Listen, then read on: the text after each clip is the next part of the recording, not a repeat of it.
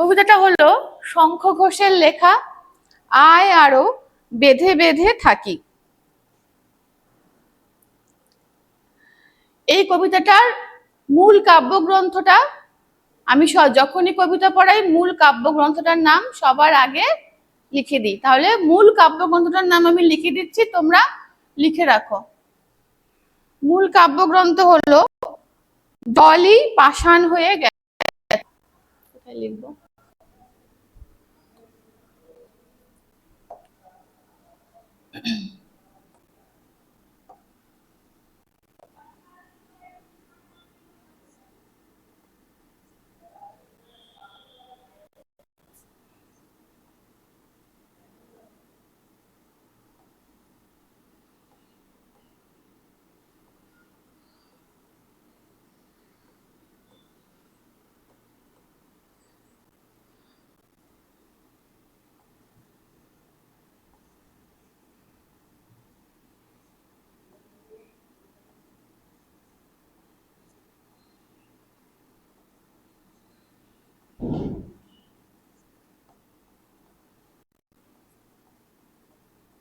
এটা কি? এটা হলো কবিতাটার উৎস, মানে মূল কাব্যগ্রন্থ।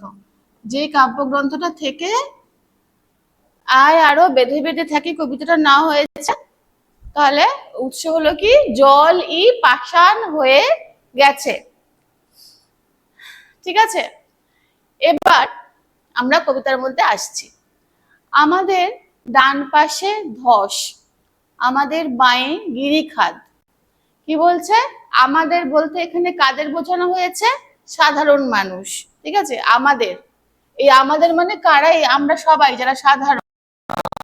আমরা কোনো রাজা মহারাজা আমরা নই, আমরা হলাম সাধারণ মানুষ। আসছে বোর্ডে?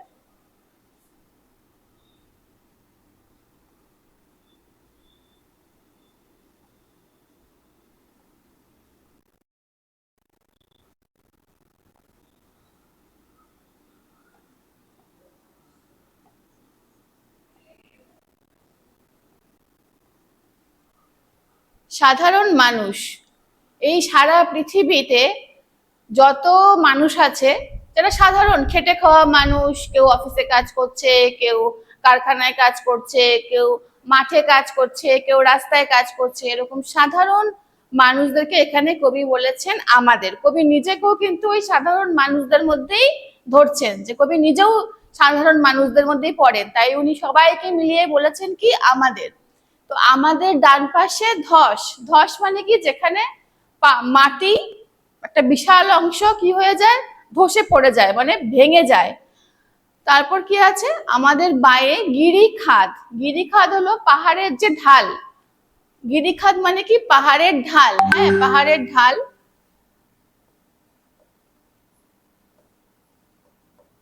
পাহাড়ের যে ঢালু জায়গাটা সেটাকে বলা হয় খাদ, যেখান থেকে পড়লে একেবারে মৃত্যু আর কেউ আটকাতে পারবে না।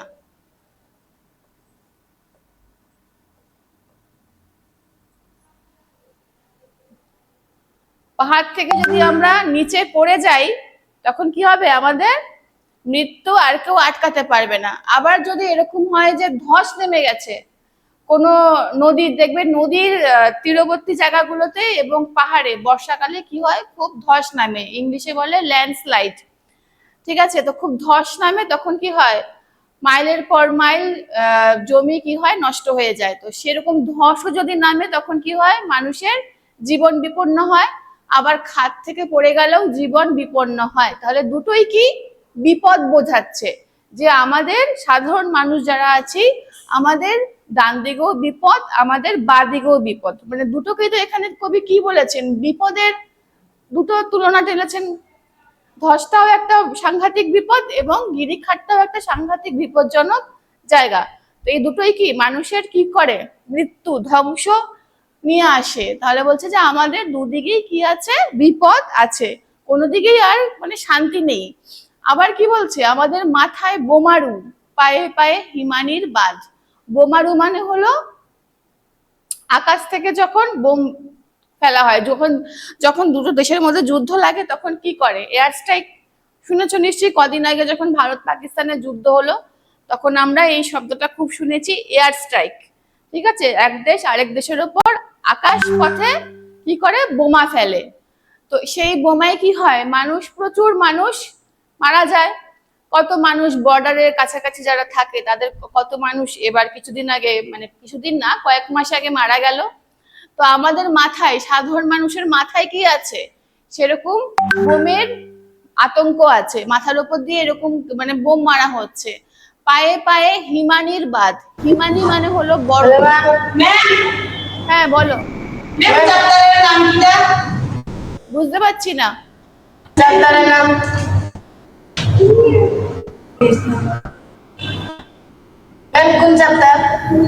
এটা হলো তোমার class 10 CBSE Bengali. Bangla, Bangla. আর নাম লেখা আছে তো, কবিতা আয় আরো বেঁধে বেঁধে থাকি। তোমরা কোন ক্লাস?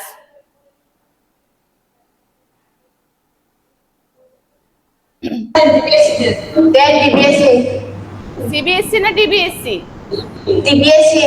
ডিবিএসসি না, আমি আজকে সিবিএসসি পড়াচ্ছি। সেন্ট্রাল বোর্ডে যারা আছো,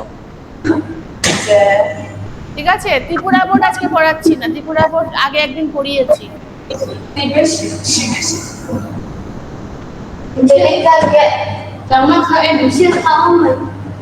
যারা সিবিএসসি আছো তারাই শুধু থাকবে আজকে।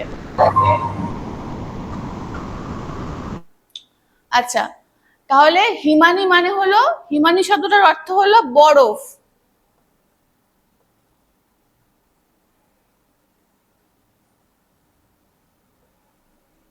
বরফ। তাহলে পায়ে, আমাদের পায়ে পায়ে কি আছে, বরফের বাঁধ দেওয়া আছে। মানে আমরা কি দেখতে পাচ্ছি, এই চারটে লাইনের মধ্যে, এই চারটে লাইনের মধ্যে দেখতে পাচ্ছি যে আমাদের ডান দিকে, বাঁ দিকে, মাথার উপরে এবং পায়ের পায়ে কোনো দিকেই কি নেই, শান্তি নেই। সব দিকেই কোনো না কোনো একটা বিপদ আমাদেরকে তাড়া করে বেড়াচ্ছে এবং যে কোনো সময় আমাদের মৃত্যুর আশঙ্কা। আজকে যদি ধরো ভারতবর্ষে যে যুদ্ধটা লেগেছিল, সেই যুদ্ধটা যদি আরো বড় আকৃতি নিত, আরো বেশি দিন স্টে করতো, তাহলে আমাদের জীবনে কি কোনো গ্যারান্টি আছে যে আমরা বেঁচেই থাকতাম? নয়তো। তো যে কোনো সময় কিন্তু সাধারণ মানুষের মৃত্যুটা আগে হয়, তারপরে রাজা মহারাজাদের, যারা সিংহাসনে আছে, যারা ক্ষমতায় আছে, তাদের পালা সবার পরে আসে। সবার আগে কিন্তু মরে কারা? সাধারণ মানুষ মরে। আচ্ছা, আমাদের ঘর গেছে উড়ে। আর কি হয়ে গেছে? ঘর, এই যে এই বিপজ্জনক পরিস্থিতি, এই দুঃসময়, তাতে কি হয়ে গেছে, আমাদের ঘর নেই, ঘর উড়ে গেছে। কোথাও আমাদের নিশ্চিন্ত, যে কোথাও মাথার ওপর একটা বাসস্থান থাকবে, মাথার উপর একটা ছায়া থাকবে। ঘর আমাদের কি হয়, ঘর আমাদের নিরাপত্তা দেয়, আমাদের আরাম দেয়, আমাদেরকে দিনের শেষে, সব কাজের শেষে আমরা ঘরে গিয়ে দুটো শান্তি পাই। সেই ঘরটাও আমাদের কাছ থেকে কেড়ে নিয়েছে। কারা কেড়ে নিয়েছে? সাম্রাজ্যবাদী শক্তি। অর্থাৎ যারা কি করে, যারা একটা দেশের সাথে একটা দেশের লড়াই লাগিয়ে দেয়, যুদ্ধ লাগিয়ে দেয় এবং চায় কি সবটা, সারা পৃথিবী তাদের ক্ষমতায় চলে আসুক। পৃথিবীতে এরকম প্রচুর সাম্রাজ্যবাদী অনিষ্টকারী শক্তি আছে। মানে বড় বড় যারা, আমরা তো জানি নামগুলো আর আমরা এখন বলবো না। এরকম কি হয়েছে, বড় বড় কতগুলো শক্তিধর মানুষ আছে, সেই মানুষগুলো সবসময় কি চায়, সবকিছু দখল করে নিতে।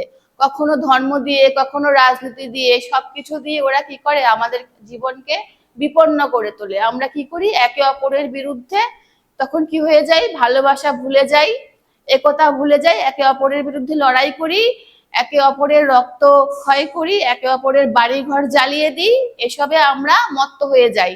কিন্তু তাদের কিন্তু কোনো ক্ষতি হয় না। যারা ওপর থেকে কলকাঠি নাড়ায়, যারা আমাদেরকে উত্তেজিত করে, একের বিরুদ্ধে আরেকজনকে উত্তেজিত করে, যে ও এই পার্টি, আমি এই পার্টি, ওই পার্টির লোক ভালো না, যা গিয়ে ওই পার্টির লোককে মেরে দে, এরকম বলে। আর তখন কি হয়, কিছু লোক গিয়ে বোকার মতো গিয়ে তাদের ক্ষতি করে দিল। এবার কখন আবার ওই পার্টির লোক এই পার্টির লোককে এসে ক্ষতি করে দিল। কিন্তু যারা আসলে ক্ষমতার একদম শীর্ষে আছে, ওপরে আছে, তাদের কিন্তু কিছু হয় না। তারা শুধু কি করে, সাধারণ মানুষগুলোকে লাগিয়ে দেয়, পুতুলের মতো ইউজ করে, একজনের বিরুদ্ধে আরেকজনকে লাগিয়ে দেয়। এবং তাতে কি হয়, সাধারণ গরিব মানুষদেরই বাড়িঘর ক্ষতিগ্রস্ত হয়, তারাই মারা যায়, তাদেরকেই, তাদের সন্তানরাই মা বাবা হারা হয়, অনাথ হয়ে যায়। আবার কারো কারো সন্তানও হারিয়ে যায়। এই পরিস্থিতির মধ্যে যখন মানুষে মানুষে যখন অশান্তি সৃষ্টি হয়, তখন কি হয়, ছোট ছোট বাচ্চারাও কিন্তু বেঁচে থাকে না, তাদের কিন্তু সবচেয়ে বেশি বিপদ। তো আমাদের ঘর গেছে উড়ে, আমাদের শিশুদের সব ছড়ানো রয়েছে কাছে দূরে। শিশুদের সব মানে সব কথার অর্থ হলো মৃতদেহ। আচ্ছা, এগুলো যেগুলো আছে সেগুলো মুছে দিচ্ছি।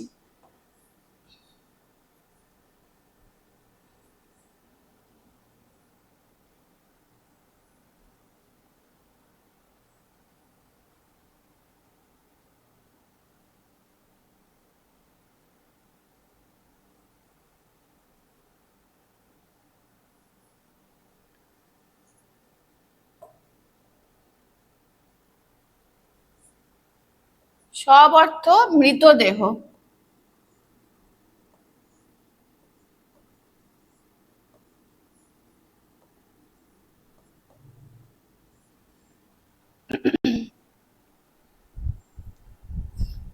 তো আমাদের শিশুদের কি দেহের মৃতদেহের টুকরো কি হয়েছে, কাছে দূরে ছড়িয়ে ছিটিয়ে আছে। এই যে দুটো লাইন, এই দুটো লাইনের মধ্যে কবি বোঝাতে চেয়েছেন যে যে সময়ের মধ্য দিয়ে আমরা যাচ্ছি সেই সময়টা কতটা বিপজ্জনক এবং কতটা মানে অন্ধকারাচ্ছন্ন, যে আমাদের শিশুরাও কিন্তু এর থেকে রেহাই পাচ্ছে না।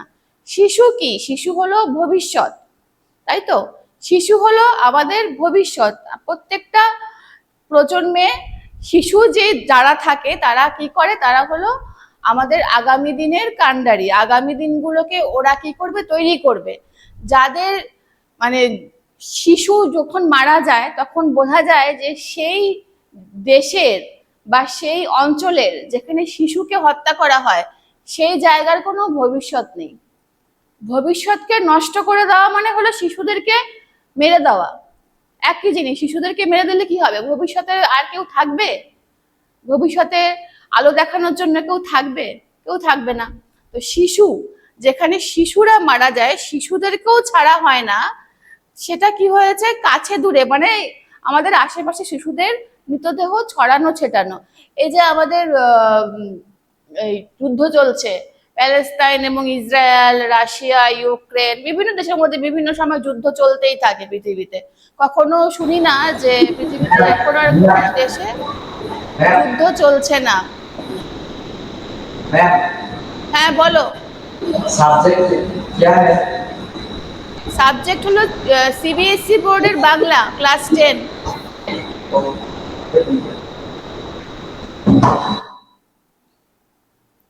আচ্ছা, তো এই যে যুদ্ধ চলছে পৃথিবীতে, এই যুদ্ধে আমরা দেখতে পাই, নিউজে দেখতে পাই যে কত হাজার হাজার শিশু মারা যায়।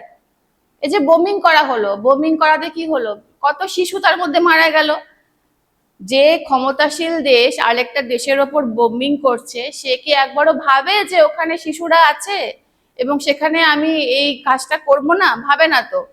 সে কিন্তু তার ক্ষমতা দখলের জন্য কি করলো, একটা বোম মেরে দিল, এবং তাতে যে কত শয়ে শয়ে শিশু মারা যায়, কত শয়ে শয়ে শিশু অনাথ হয়ে যায়, পরে না খেতে পেয়ে মারা যায়, তার কিন্তু কোনো হিসাব নেই। যখন হিরোশিমা হিরোশিমা নাগাসাকির কথা তো আমরা সবাই জানি, যখন ওখানে পরমাণু বোমা বিস্ফোরণ করা হলো, তখন কি শুধু বড়রাই মারা গেছে? নিশ্চয়ই না। কত শিশু মারা গেছে এবং কত ছেলে মেয়ে যারা বেঁচে ছিল তারা ভবিষ্যতে একদম পঙ্গু হয়ে রয়েছে। মানে তারা আর কিছু করতেই পারেনি, তাদেরকে তাদের এমন অবস্থা হয়েছে, তাদের হাত পা শরীরে বিভিন্ন রকম বিকৃতি সবকিছু মিলিয়ে তারা মানে একদম জীবনটা একেবারে মৃত্যুর সমান হয়ে গেছিল। তাহলে শিশুদেরকে মেরে ফেলা মানে একটা জাতির পুরো ভবিষ্যৎকে নষ্ট করে ফেলা, ধ্বংস করে ফেলা। তো সেই রকম সময়ে আমরা আছি, সেই রকম সময়ের মধ্য দিয়ে আছি। মানুষ যত আধুনিক হয়েছে, যত নতুন নতুন আরামদায়ক বিভিন্ন রকম জিনিসপত্র আবিষ্কার করেছে, এখন আমাদের জীবন কতটা আরামদায়ক, তাই না? গরম লাগছে, ফ্যান চলছে, এই যে ক্লাস করাচ্ছি, এখান থেকে আমি কোথায় আর তোমরা কোথায়, কিন্তু আমরা এই স্ক্রিনের মাধ্যমে কিন্তু একজন আরেকজনকে দেখতে পাচ্ছি। তাহলে প্রযুক্তি কতটা উন্নত হয়েছে, আমাদের জীবনযাত্রা কতটা সহজ হয়ে গেছে। তো এই অবস্থার মধ্যে তার সঙ্গে সঙ্গে কি হয়েছে, কিছু খারাপ জিনিসও কিন্তু উঠে এসছে। বিষের সঙ্গে, অমৃতর সঙ্গে, আধুনিক সভ্যতার অমৃতর সঙ্গে কিছু বিষও কিন্তু উঠে এসছে। সেই বিষটাও কিন্তু আমাদেরকে পান করতে হচ্ছে। সেই বিষটা কি? সেই বিষটা হলো এই আধুনিক অস্ত্র, আধুনিক বোমা, আধুনিক যুদ্ধের সামগ্রী। এই সব কিছু কি করেছে, আমাদের জীবনকে বিপন্ন করে তুলেছে। যারা ক্ষমতা দখল করতে চায় তারা কিন্তু কখনো চায় না পৃথিবীতে শান্তি থাকুক, কখনোই চায় না যে পৃথিবীতে শান্তি থাকুক। ওরা সবসময় কি চায়, সবসময় যে যুদ্ধ হোক, কোথাও একটা যুদ্ধ লাগিয়ে দিতে পারলেই হলো।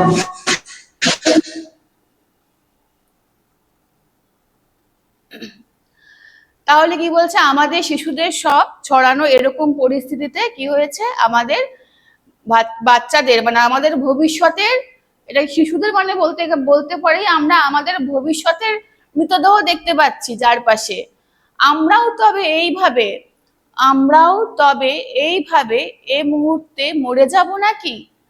তো লেখক কি আশঙ্কা প্রকাশ করছে যে আমরাও কি তাহলে যে কোনো মুহূর্তে মরে যেতে পারি? সাধারণ মানুষ যারা, তারা কি যে কোনো মুহূর্তে মরে যেতে পারি? হ্যাঁ, মরে যেতেই পারি। আমাদের জীবনের কোনো গ্যারান্টি নেই। আমরা যে কোনো সময়, যে কোনো কারণে মৃত্যু আমাদের জীবনে একেবারে খাড়ার মতো সামনে ঝুলছে, আমাদের মানে মাথার সামনে মৃত্যুর খাড়া ঝুলছে। যে কোনো সময় আমরা মরে যেতে পারি।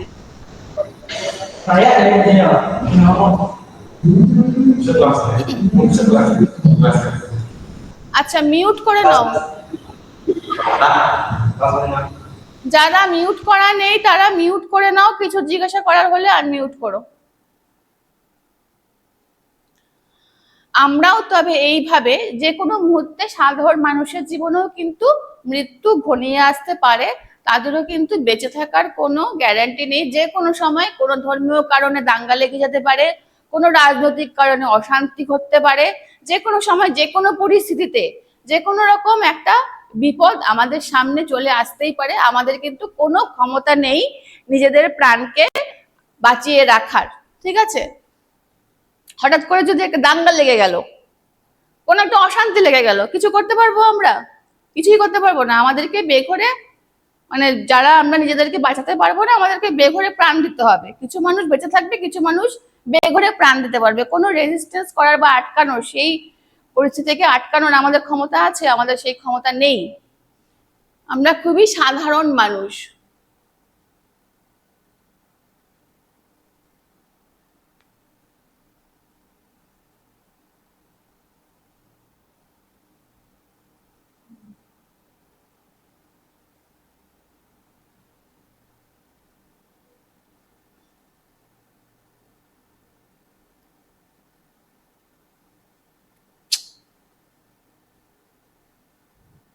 কোথায় গেল আগেরটা?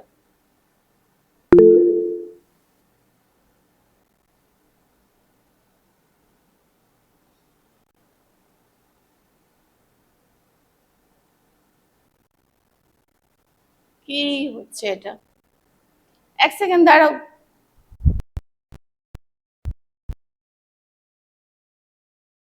ঠিক আছে, হঠাৎ করে।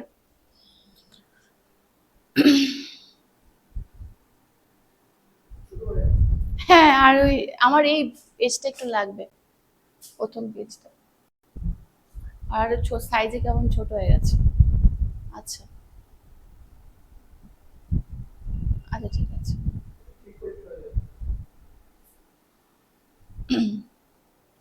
আচ্ছা, আমাদের পথ নেই আর, আয় আরো বেঁধে বেঁধে থাকি।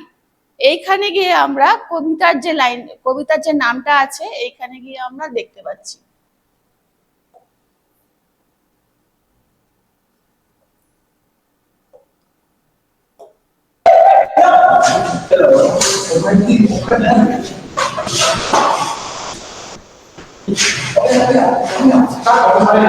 আমাদের পথ নেই আর, আয় বেঁধে বেঁধে থাকি। আওয়াজ করো না প্লিজ, একটু মিউট করে রাখো।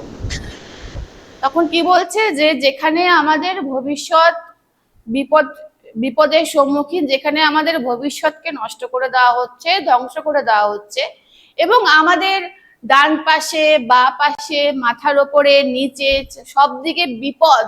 বিপদ, আর কি হয়ে গেছে, আমাদের কোনো বাসস্থান নেই, আমাদের কোনো থাকার জায়গা নেই যেখানে আমরা নিরাপদে বাঁচতে পারবো। সেরকম কোনো নিরাপদ জায়গা আমাদের জীবনে রাখেনি। সেখানে আমাদের কি নেই, আর কোনো পথই নেই। আমাদের সামনে আর কোনো পথই নেই সোজাভাবে জীবনযাপন করার, সহজভাবে সুন্দরভাবে জীবনযাপন করার কোনো পথই আমাদের সামনে নেই।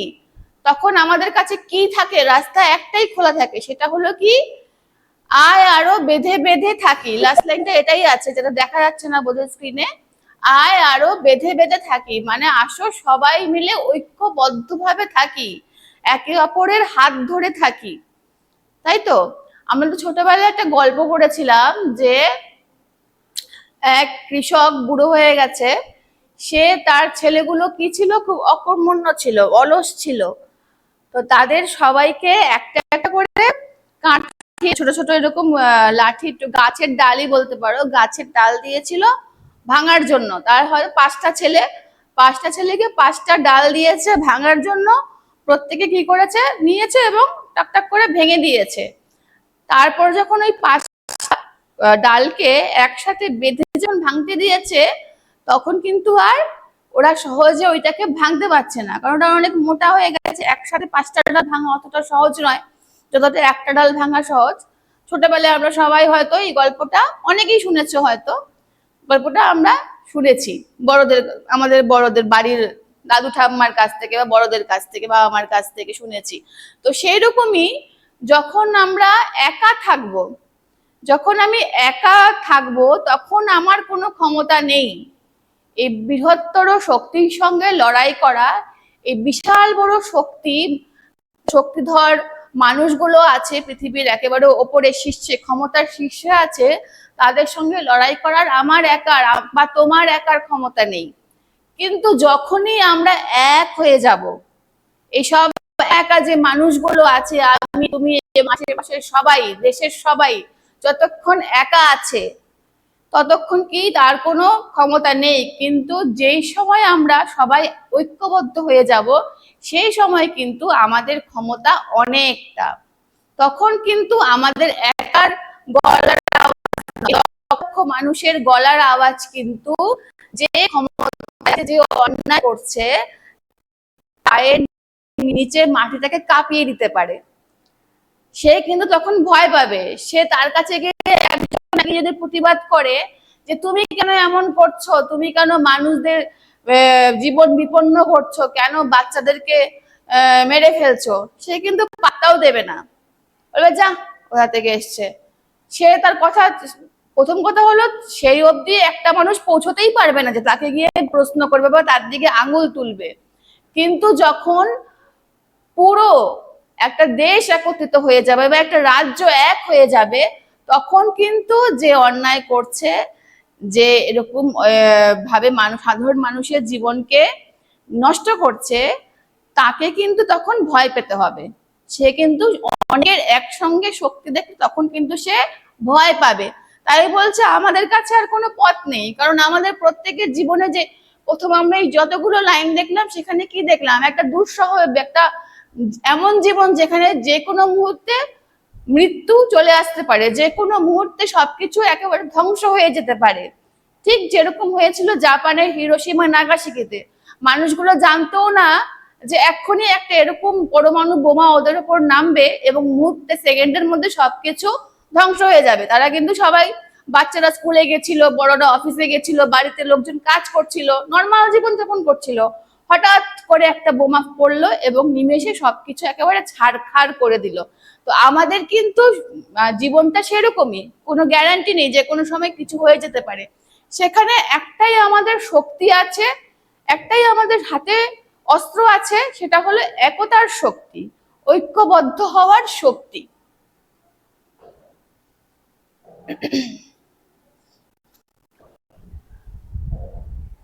আচ্ছা, এর পরের স্ট্রেঞ্জারে আছে আমাদের ইতিহাস নেই।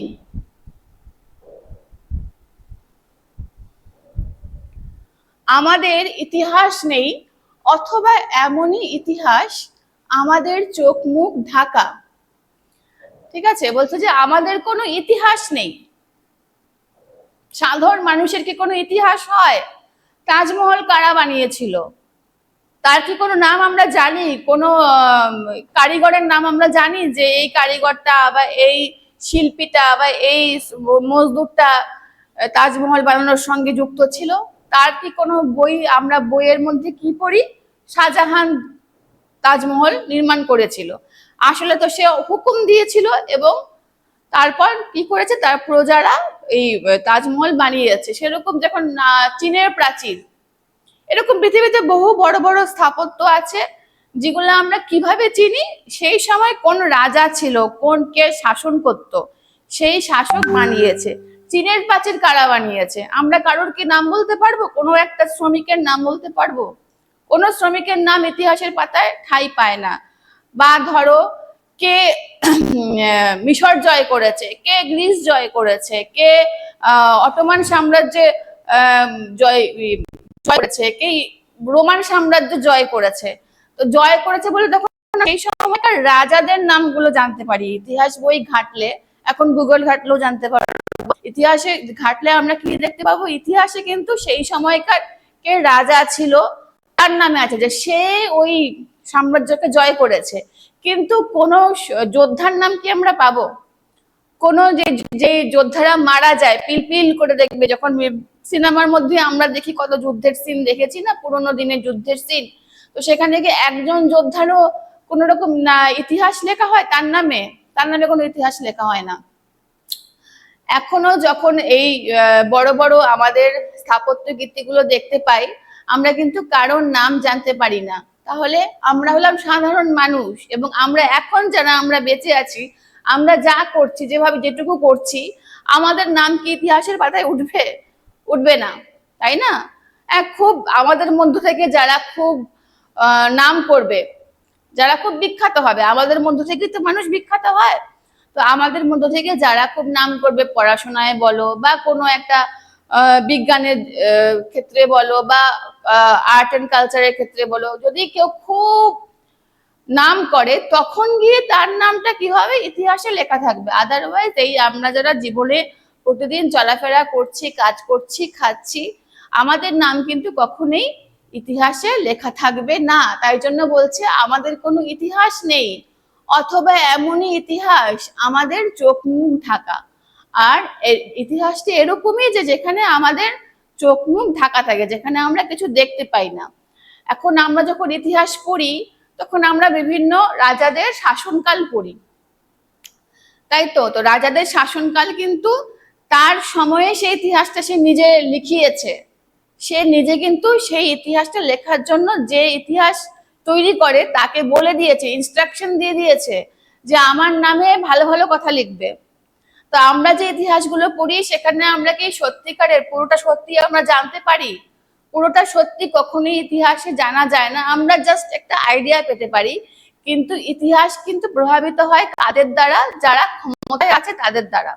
যারা ক্ষমতায় আছে তারা বলে দেয় যে আমার সম্বন্ধে ভালো ভালো কথা লিখে রেখে যাও, যেন পরবর্তীকালে সবাই জানতে পারে যে আমি কত মহান ছিলাম, আমি কত ভালো ভালো কাজ করেছি, আমি কত উন্নতি করেছি, আমি কত ওপরে উঠেছি, সেসব যাতে লেখা থাকে। আমরা সেগুলোই পড়ি, কিন্তু সেই সময় সাধারণ মানুষের কোনো কথা কাহিনী কিন্তু আমরা জানতেই পারি না, তাই তো?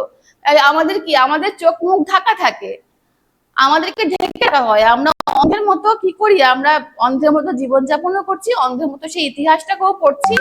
সে যেই ইতিহাসে শুধুমাত্র যেই সময় যে ক্ষমতাশীল থাকে সেই ইতিহাসটাকে তৈরি করে দিয়ে যায়। পৃথিবী হয়তো বেঁচে আছে, পৃথিবী হয়তো গেছে মরে, পৃথিবী হয়তো বেঁচে আছে, পৃথিবী হয়তো গেছে মরে, আমাদের কথা কে বা জানে, আমরা ফিরেছি দৌড়ে দৌড়ে। তাহলে কি বলছে? পৃথিবী হয়তো বেঁচে আছে, পৃথিবী হয়তো গেছে মরে। এর মানে কি? এই লাইন দুটো কিন্তু প্রশ্ন আসে এই দুটো লাইন থেকে। বলছে যে পৃথিবী হয়তো, মানে যে সাধারণ মানুষ, তার প্রতিদিনকার জীবনের লড়াইটা এত তীব্র যে সে মরে আছে না বেঁচে আছে সেটুকু ভাবারও তার সময় নেই। পৃথিবীতে কি চলছে, কোথায় কি বড় বড় খবর হচ্ছে, সেই সব খবর কিন্তু সাধারণ মানুষ যারা প্রতিদিন লড়াই করছে খাবারের জন্য, নিজের পেট চালানোর জন্য, নিজের সংসার চালানোর জন্য, তার কাছে কিন্তু মরে থাকা এবং বেঁচে থাকাটা প্রায় একই হয়ে ওঠে। সে জাস্ট যন্ত্রের মতো চলে যায়, যন্ত্রের মতো তার জীবনটা চলে, এবং সেখানে পৃথিবী মরছে না পৃথিবী বেঁচে আছে সেইটুকু খবর তার কাছে আর থাকে না। আমাদের কথা কে বা জানে, আমরা ফিরেছি দৌড়ে দৌড়ে, এবার আমাদের কথা কে জানে? আমাদের আগেই বলেছি যে আমাদের কথা, আমার সাধারণ মানুষ, আমরা বলতে বারবার এখানে কিন্তু বলছি আমরা সাধারণ মানুষের কথা, সাধারণ খেটে খাওয়া মানুষের কথা, সাধারণ শ্রমজীবী মানুষের কথা, যারা শ্রমিক, মজদুর, কৃষক বা কর্মচারী অফিসের, তাদের কথা বলা হচ্ছে। তাহলে বলছি আমরা ফিরেছি দৌড়ে দৌড়ে। এবার আমরা যখন বিভিন্ন রকম কঠিন পরিস্থিতি আসে, প্রতিকূল সময় আসে, তখন কিন্তু আমরা কি করি? আমাদের যে ক্ষমতায় থাকি তার কাছে আমরা গিয়ে হাত পাতি, সাধারণ মানুষ গিয়ে তার কাছে সাহায্য ভিক্ষা করে, যে এরকম একটা অস্থির সময় চলছে, এরকম ভাবে আমাদের জীবন এত দুর্বিষহ হয়ে উঠেছে, আমাদেরকে সাহায্য করুন বলে তারা কি করে? দৌড়ে দৌড়ে ভিখারির মতো গিয়ে সাহায্যের হাত পাতে। আসলে কি আমাদের ভিখারির মতো সাহায্যের হাত পাতার কথা নয়তো। আমাদের শক্তির ওপরেই তো নির্ভর করে আছে। বড় বড় ক্ষমতাশীল যে মানুষগুলো আছে তারা কিন্তু এই আমাদের মানে সাধারণ মানুষের যে শ্রম, যে ঘাম, সেই ঘামের বিনিময়ে কিন্তু কি করে আছে, তারা বড় বড় প্রাসাদে বাস করছে বা এত ক্ষমতা ভোগ করছে। কিন্তু সাধারণ মানুষ তো এত সচেতন নয়, নিজে ক্ষমতা নিয়ে নিজে সচেতন নয়, সে একা থাকে, সে ঐক্যবদ্ধ হতে পারে না, বা সেই মানে তার চিন্তা ভাবনাতেও আসে না যে ঐক্যবদ্ধ হয়ে রাজার বিরুদ্ধে বা সরকারের বিরুদ্ধে আমরা একটা প্রতিবাদ বা প্রতিরোধ গড়ে তুলবো। তখন বলছে যে আমরা কি করি? আমরা যখনই কোনো প্রতিকূল সময় আসে, আমরা যে ক্ষমতাশীল, যে আমাদের খুব উঁচুতে অবস্থান করছে, তার কাছে গিয়ে সাহায্য ভিক্ষা করি। কিছুই কোথাও যদি নেই, আচ্ছা আমরা ফিরেছি দৌড়ে দৌড়ে, মানে দরজায় দরজায় গিয়ে সাহায্য ভিক্ষা করি, কিছুই কোথাও যদি নেই, তবু তো কজন আছি বাকি। বলছে যে চারিদিকে কিন্তু আত্মসচেতন মানুষ খুবই কমই আছে, না নয়তো পৃথিবীতে এত অত্যাচার যুগের পর যুগ ধরে হতো না। যুগের পর যুগ ধরে এত সাধারণ মানুষদের এত রক্তক্ষয় হতোই না, যদি মানুষ প্রথম থেকেই সচেতন হতো তার ক্ষমতা নিয়ে, তার অধিকার নিয়ে। তাই না? আমরা যখন একটা হাসপাতালে যাই চিকিৎসার জন্য, তো সেখানে গিয়ে কিন্তু আমরা যদি দেখি হাসপাতালের অব্যবস্থা, রোগী চিকিৎসা পাচ্ছে না, আমরা কিন্তু মনে করি মানে কপালের দোষ, ভাগ্যের দোষ, এসব দিয়ে কিন্তু হাল ছেড়ে দিই। এসব দিয়ে বলি দৌড় কি হবে, আমার ভাগ্যটাই খারাপ, কপালটাই খারাপ, এসব বলে আমরা মেনে নিই সবকিছু, যে কোনো অবস্থা আমরা মেনে নিই। কিন্তু আমাদের কিন্তু মেনে নেওয়াটা কাজ নয়, আমাদের কিন্তু কাজ হলো যা কিছু অন্যায় হোক সেটাকে সবাই মিলে একজোট হয়ে প্রতিবাদ করা। কিন্তু একটাই আমাদের অভাব, যে আমরা একজোট হই না, এবং যে কোনো অন্যায়কে কি করি? কপালের দোষ বা ভাগ্যের দোষ বলে চালিয়ে দিই। তাহলে কি বলছে যে কিন্তু এসবের মাঝখানেও কজন বাকি আছি এখনো, মানে কিছু মানুষ আছে যারা জানে যে তাকে কি করতে হবে। বলছে তবু তো কজন আছি বাকি। কিছু মানুষ আছে শুভবুদ্ধি সম্পন্ন, যারা অন্যদেরকে অনুপ্রেরণা দেয়, যারা অন্যদেরকে বোঝায় যে আমাদেরকে ঐক্যবদ্ধ হতে হবে, আমরা বিচ্ছিন্ন হয়ে, একে অপরের থেকে বিচ্ছিন্ন হয়ে কিন্তু আমরা বেঁচে থাকতে পারবো না। বেঁচে থাকলেও কিরকম পোকামাকড়ের মতো বেঁচে থাকবো, মানে যে কোনো সময় পোকামাকড়কে যেরকম মারিয়ে দিয়ে চলে যাওয়া যায়, মেরে ফেলা যায়, সেরকম ভাবে বেঁচে থাকবো। তাহলে মানুষের মতো মানুষ হয়ে বেঁচে থাকার জন্য কি হতে হবে? ঐক্যবদ্ধ হতে হবে। তার জন্য এই যে কজন, এই কজন মানে কারা? এই যে তবু তো কজন আছে, এই কজন মানে হলো শুভ বুদ্ধি সম্পন্ন মানুষ।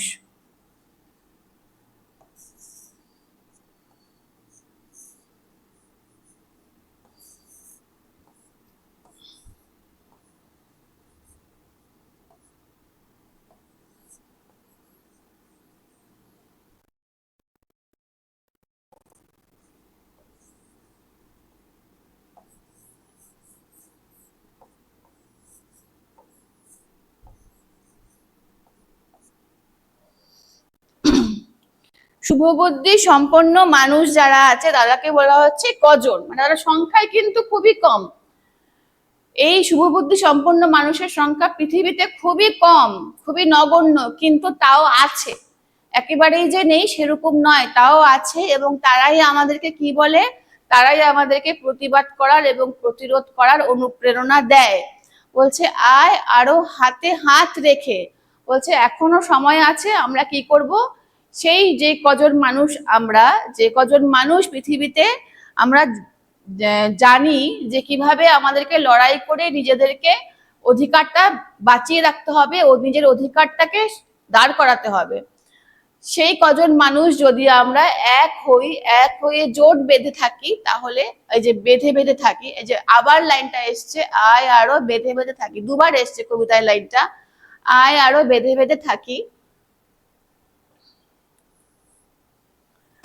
এই মানুষগুলো যখন এক হয়ে যাবে, তখন কিন্তু বাকি যাদের কণ্ঠে এখনো প্রতিবাদটা জেগে ওঠেনি, যারা এখনো সাহস পায় না, তারাও কিন্তু একটু হলেও মনে বল পাবে যে হ্যাঁ, এইভাবে যদি আমি জোট বেঁধে থাকি, তাহলে দিনের পর দিন যে আমার উপর অন্যায় হচ্ছে, শোষণ হচ্ছে, সেইটাকে আমি প্রতিরোধ করতে পারবো, সেটাকে আমি আটকাতে পারবো। আমার বেঁচে থাকা, আমার নিরাপত্তা আমি সুনিশ্চিত করতে পারবো। এবং সেই নিরাপত্তা সুনিশ্চিত করার জন্য কি করতে হবে আমাদেরকে, ক্ষমতাশীল উচ্চে যারা আছে, যারা শোষণ করছে, সেই শোষকের বিরুদ্ধে লড়াই করতে হবে একজোট হয়ে। লড়াই মানে এরকম নয় যে আমি তরোয়াল নিয়ে, বোম নিয়ে, বন্দুক নিয়ে তাকে মারতে যাব, সেই লড়াই নয়।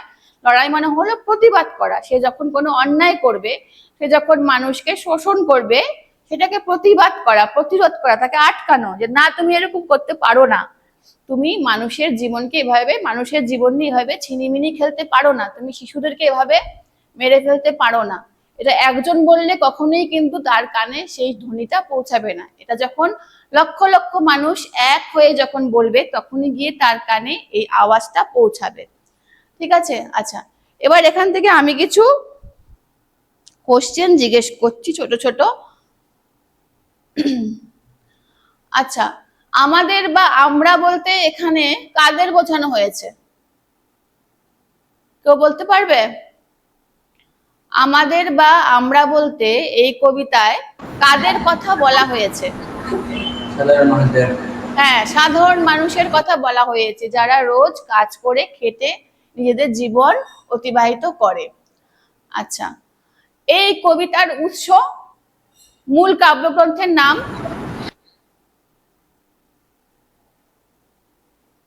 আমি একদম প্রথমেই লিখে দিয়েছিলাম, মূল কাব্যগ্রন্থের নাম কে বলতে পারবে?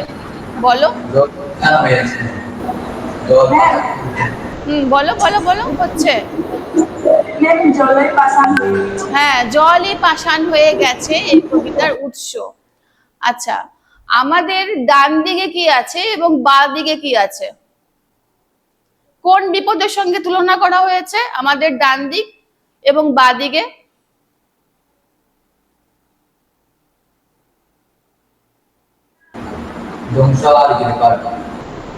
হ্যাঁ বলো। হ্যাঁ, একদিকে হলো ধস, একদিকে হলো ধস, আরেকদিকে হলো গিরিখাদ। মানে খাদের নিচ থেকে পড়ে যাওয়া যেরকম বিপজ্জনক এবং ধস যেরকম বিপজ্জনক, দুটোই মৃত্যু ডেকে আনে। তাহলে আমাদের দুদিকেই কিন্তু মৃত্যু। আচ্ছা, আমাদের মাথার ওপরে এবং পায়ে কিসের বিপদ? মাথার ওপরে এবং পায়ে?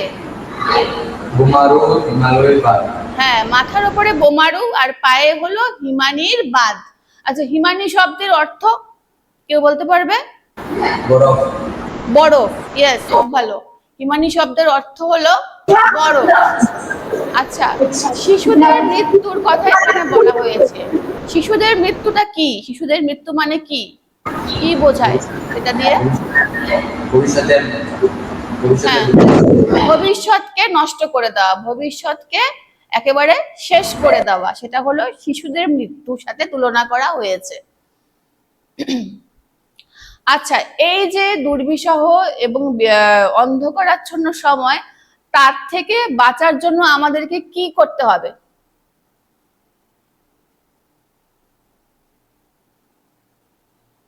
কেউ বলতে পারবে তার থেকে বাঁচার জন্য আমাদেরকে কি করতে হবে?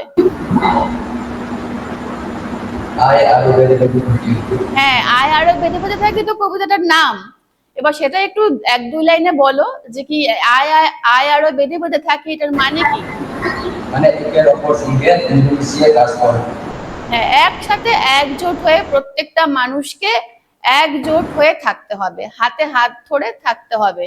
একা বিচ্ছিন্ন হয়ে থাকলে বেঁচে থাকা সম্ভব নয়। আর তার জন্য আমাদেরকে কি করতে হবে? একজোট হয়ে থাকতে হবে। ঠিক আছে, এই অবধি রইলো।